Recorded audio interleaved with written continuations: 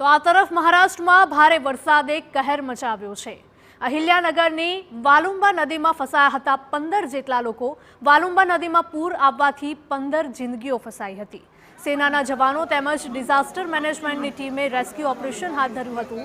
પાણીના ધસમસતા પ્રવાહ વચ્ચે દિલધડક રેસ્ક્યુ ઓપરેશન કરવામાં આવ્યું। પૂરમાં ફસાયેલા તમામ 15 લોકોનો આબાદ બચાવ કરવામાં તંત્રને સફળતા મળી હતી। આ દ્રશ્યો હચમચાવી મૂકે તેવા સામે આવી રહ્યા છે મહારાષ્ટ્રમાંથી, કારણ કે મહારાષ્ટ્રમાં ભારે વરસાદે ચોતરફ કહેર મચાવ્યો છે તેવા દ્રશ્યો સામે આવી રહ્યા છે।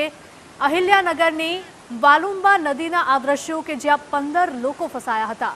વાસુંબા નદીમાં પૂર આવવાથી 15 જિંદગીઓ અહીંયા ફસાઈ હતી। સેનાના જવાનો તેમજ ડિઝાસ્ટર મેનેજમેન્ટની ટીમ તાત્કાલિક ત્યાં પહોંચીને રેસ્ક્યુ ઓપરેશન હાથ ધર્યું હતું। પાણીના આ ધસમસતા પ્રવાહ વચ્ચેથી દિલધડક રેસ્ક્યુ ઓપરેશન કરવામાં આવ્યું અને પૂરમાં ફસાયેલા જે તમામ 15 લોકો હતા તેમને સુરક્ષિત રીતે ત્યાંથી બહાર કાઢવામાં આવ્યા છે, બચાવી લેવામાં આવ્યા છે।